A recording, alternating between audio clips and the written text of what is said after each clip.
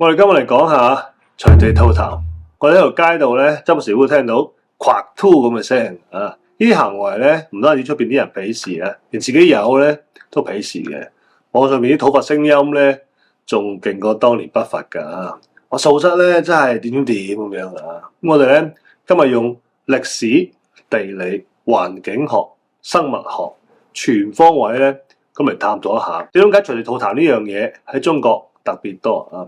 係咪真係完全係素質問題咧？No 啊！首先，痰呢樣嘢咧，其實係人體嘅一個防禦工事嚟㗎。喺我哋嘅呼吸系統嘅內壁裏邊啊，有一層黏膜嘅。呢層黏膜上邊咧有大量嘅腺體啊，同埋纖毛啊，佢會分泌黏液嘅。呢黏液咧捕捉一啲咧入咗呼吸系統嘅灰塵啊、病菌啊，同埋受污染嘅顆粒㗎。咁黐咗呢啲嘅黏液咧，就係我哋講嘅痰啦啊。跟住咧，通過咳啊、吞翻落去啊，將啲雜質咧清除嘅。而家咧好多科學家啊，仿照呢個人體呢個機制啊，嚟研發咧啲空氣過濾器嘅啊。所以咧，痰嘅本質咧係我哋人體呼吸道嘅叫做所謂空氣過濾嘅垃圾袋啦嚇。空氣越污糟咧，人體就必須咧製造越多嘅垃圾袋嘅。痰咧自然就越多嘅。咁點解中國人特別多痰咧？喺過去呢幾十年啊，中國經歷咗咧全球最快速嘅工業化進程啊！喺呢個過程裏邊咧，大量嘅工業廢氣啊、建築揚起嘅灰塵啊、汽車尾氣啊，令到我哋空氣裏邊咧長期咁樣咧存在啲高濃度嘅什麼 PM2.5啊、PM10啊、二氧化硫啊、氮氧化物啊同其他有機物嘅啊，呢啲嘢咧會直接咧刺激我哋呼吸道黏膜嘅，會容易咧有炎症嘅。同啱先講嘅一樣啦，空氣越污糟，痰咧就會越多嘅。如果身為啲空氣質量好嘅地方咧，例如北歐啊、新西蘭呢啲地方咧，痰咧就明顯中國人咧少得多得多嘅。咁喺2008年啊，一項針對300個志願者嘅研究啊，咁啊發現啦，北京人嘅痰嘅分泌量咧係同期海南三亞嘅2.3倍。嗱，仲有飲食結構啊，我哋傳統嘅飲食特點就係咧高油、高鹽、高溫、重辣啊，什麼重慶火鍋啊、燒烤啊、麻辣燙啊、煎炸嘢啊、重口味嘅湘菜啊、川菜啊，呢啲刺激性嘅食物咧，會持續咁刺激我哋嘅口腔啊、咽喉啊、食道啊咁樣啊，咁就導致我哋咧個黏膜咧慢性充血嘅水腫啊，咁啊令到啲黏液咧分泌增多噶。久而久之咧，好多人咧就會有呢個慢性咽喉炎啊，同埋慢性支氣管炎嘅。有呢啲嘢咧就會形成多痰嘅體質啦。你睇日本仔咧，好似好多有素質咁啊，冇乜人咧周一刮吐嘅，但係咧係因為佢冇痰啊。第一，佢哋嗰個位咧空氣好；第二咧，佢哋喺呢個地球上邊啊，冇乜其他種族嘅飲食咧係清淡得過佢哋嘅。連我哋號稱全國最清淡嘅廣東咧都唔得嘅。望到佢啲伙食咧就撚陰功㗎，冇乜烹飪技巧可言嘅。如果唔係因為佢哋啲食材品質要求高啊，喺嗰度咧就撚陰功嘅，好撚艱苦嘅。有哥會講嗰句啊，佢對於食物嘅烹飪時間嘅控制咧真係好講究嘅。係由於咧我哋呢個飲食習慣啊，所以內地嘅省份咧咽喉炎嘅人咧比例係特別高嘅。如果認真咁留意下，喺條街度夸吐嘅好多咧都係嚟自重口味區域嘅人啊，沿海清淡區嘅好少呢啲人。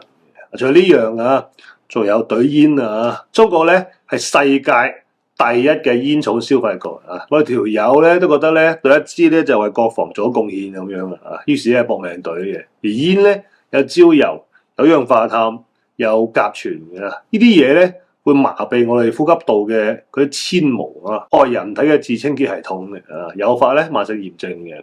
個結果就係咧身體咧就會瘋狂咁樣咧分泌更加多嘅黏液咧嚟補償嘅，跟住咧會更加多痰啦。咁我哋了解咗痰嘅形成同埋點解中國人會多痰之後咧，就嚟講下咁點解中國人中意隨地夸吐啊？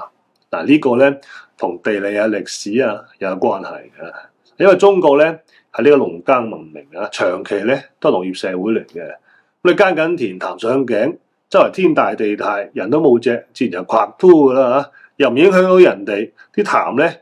容易分解嘅，咁空曠嘅地方對公共衛生咧又冇任何影響嘅。而因為中醫嘅理念咧，痰咧係呢個病邪嚟嘅，百病皆由呢個痰作祟嘅，一定要排出去嘅，唔可以吞翻去嘅。同埋啊，周街刮禿呢樣嘢咧，唔係中國特產嚟嘅，喺19世紀歐洲嘅主要城市啊，例如倫敦啊，空氣衰到無倫嘅。狄更斯咧都講過㗎，加上啲痰漬咧多到咧好似麻風病咁樣嘅啊。紐約又係啊，1900年紐約市議會咧係收到大量嘅投訴，話地鐵站啊同埋車廂裏邊咧好似有層結界咁樣嘅。日本都係一實樣㗎。喺明治維新嗰陣咧，日本仔咧都周圍刮禿啊。發展起身之後咧，佢哋學校咧就推行呢個不吐痰教育啊。叫啲細路翻鄉下咧，叫啲細路翻屋企咧就監督埋啲父母嘅。最尾咧通過媒體宣傳咧嗰啲細菌知識，經過咗 N 代人8、9幾年啊，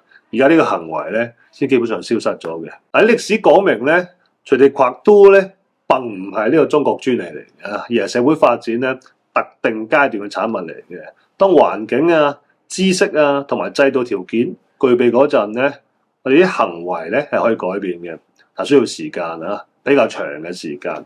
中國嘅公共衛生教育咧起步比較遲嘅，新中國成立之後咧，現代公共衛生體系咧即係中國咧真係咁普及嘅。而喺歐洲咧，19世紀咧就開始搞呢個細胞學革命嘅，有城市衛生法嘅，嚴格禁止咧刮禿嘅。例如德國啊，法度你嗨咁樣嘅，但過咗200幾年啊，而家咧仲偶然見到啲西人咧刮禿嘅啊，我就喺意大利咧親眼見過啦。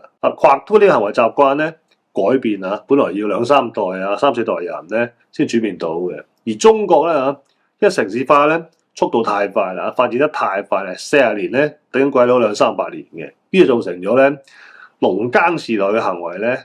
整體咁樣咧，搬入咗城市嘅，城市人又多啊，呢啲行為咧突然間咧好撚核突啦。所以啊，形成痰多嘅根本原因咧，就係空氣污染、飲食刺激、食煙加呢個慢性炎症嘅。而刮禿呢個習慣形成嘅原因就係咧農耕文化、中醫嘅觀念同埋公共衛生教育滯後啊。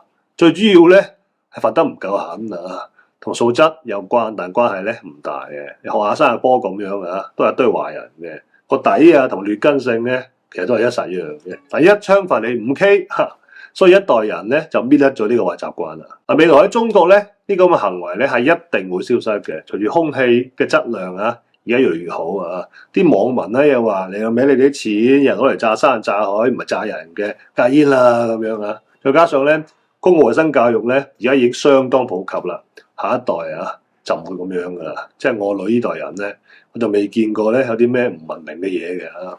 反而而家西人世界咧就越嚟越唔文明啊，啲街咧大到嗨一樣嘅。最尾喺度啊，多謝大家支持先啊！今年嘅財神酒咧已經冇晒啦，要飲個好飲，仲想買嘅朋友咧，只要等下年年底啦，或者咧你可以試下呢一隻嘅賴世家咧，響龍年底出嘅蛇年限定版啊，已經擺咗年幾啦。越來越好飲咧，大家都懂嘅。方咧都係老奶嫲嘅方嚟嘅，只不過咧酒底咧係30年嘅，所以咧比財神酒咧貴那麼啲啲啊，啲啲嘅啫，貴得多嘅。同埋個包裝咧係幾靚仔下嘅，年底咧可以同屋企人自隊啊，或者送禮啊，都幾 OK 嘅。咁佢一盒咧係有2支嘅。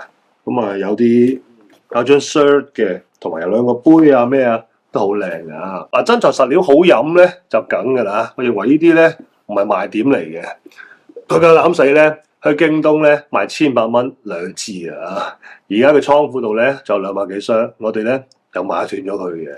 唔講什麼底價出啊、蝕本出啊呢啲講出嚟自己都唔肯信嘅嘢啊！執少少清埋佢。所以感興趣嘅朋友咧，條 link。我擺喺評論區啊，出力篤，隨便篤啊，下次見，拜拜。